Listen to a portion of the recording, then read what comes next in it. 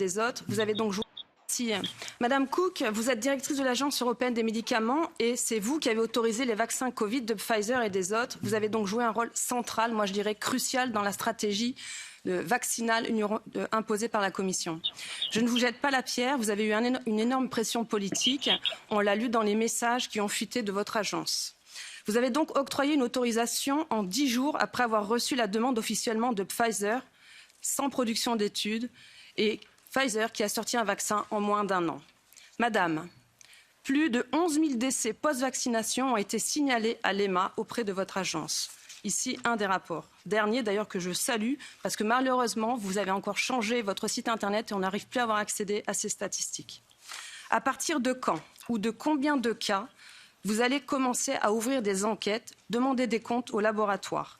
Comment se fait-il que chaque fois qu'un effet négatif des vaccins, je dis bien à chaque fois, ce sont des agences nationales, la Suède ou d'autres, qui ont trouvé en premier, réagi en premier? On se souvient des thromboses, des myocardites, des hémorragies féminines. Et l'EMA a toujours été la dernière à réagir. Alors que vous avez les moyens, presque 1000 employés, 417 millions d'euros de budget en 2022, dont 357 millions payés par les laboratoires pharmaceutiques. Vous nous direz aussi d'ailleurs combien vous verse le laboratoire Pfizer-BioNTech. Dans cette crise, vous avez paru laxiste et pro-labo. Pfizer vous a dit 95% d'efficacité. Vous avez répété 95% d'efficacité. Vous savez, les laboratoires ne disent pas toujours la vérité. Vous devriez le savoir. Vous avez travaillé pour les lobbies pharmaceutiques, excusez-moi.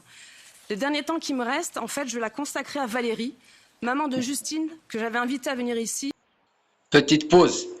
Pour tout ce qui est finance internationale, c'est le Bilderberg Group, les Bilderberg. Et pour tout ce qui est le lobby pharmaceutique, c'est le Dolder Group. C'est le Dolder, ouais. C'est le Dolder Group. Ici, mais qui est en arrêt maladie et pour cause. Bonjour Madame le député. Ma fille de 20 ans s'est faite vacciner par obligation afin de rentrer à l'école d'infirmière à Montbrison. Première dose, 7 août 2021. Deuxième dose, 28 août 2021. À partir du 12 octobre 2021, malaise, tête lourde, tête oppressée, cerveau embrumé, tachycardie, palpitations, sueur, membres engourdis, vision floue, jambes qui ne la portent plus, fatigue. Se sont enchaînés une multitude de rendez-vous chez notre médecin traitant. À savoir que Justine n'est pas allée voir de médecin depuis 4 ans. Aller et retour dans les hôpitaux, on nous parlait de dépression, de spasmophilie. Tout ça en même temps que Justine essaie de suivre ses études d'infirmière. Elle travaille beaucoup à la maison, se déplace pour les partiels qu'elle valide haut la main, mais n'a pu effectuer tous ses stages. Aucune prise en charge. On ne nous écoute pas. 23 janvier 2022, guérison quasi complète. Justine est totalement guérie. 5 février 2022, pour ses études d'infirmière, on oblige Justine à faire sa 3e dose. Elle dort pendant 30 heures. À son réveil, tous les symptômes sont revenus. Plus de bleu sur tous les membres inférieurs. Herpès, peau qui gratte, après alimentation, modification du goût. Elle n'a plus accès à son cerveau selon ses propres mots. Grâce au bleu, nous sommes un peu plus pris au sérieux. On nous dit effet indésirable dû au vaccin, mais personne ne l'écrit. 6 avril 2022, rendez-vous au service des infectieux à l'hôpital Nord de Saint-Étienne. Le professeur nous dit Covid long. Pour confirmer ses propos, il fait faire une prise de sang, sérologie négative. Justine n'a jamais eu le Covid. À demi-mot, il reconnaît que c'est le vaccin, mais ne l'écrit pas.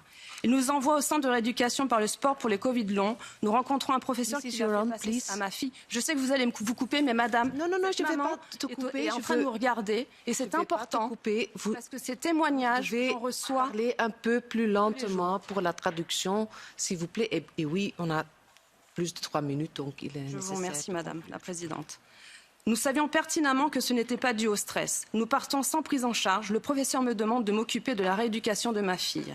Durant le test à l'effort, le cœur de Justine monte à 194 battements par minute et reste à 122 battements par minute pendant plus de 30 heures. En effet, à son réveil, elle se lève à 122.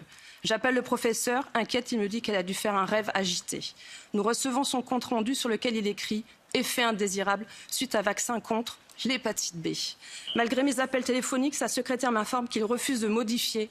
Ne sentant pas capable de gérer la rééducation de ma fille, je lui ai demandé si nous pouvions faire appel à un kiné.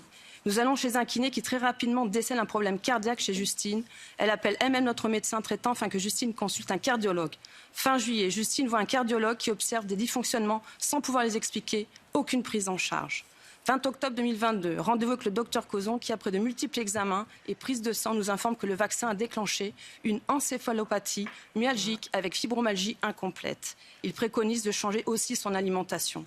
Au deuxième jour de son stage, Justine est rentrée épuisée, courbaturée et le corps entièrement raide. C'est un énième effet indésirable de la vaccination. En effet, de nombreuses femmes en Covid long ont ces effets lors de ces règles. C'est important d'écouter jusqu'au bout.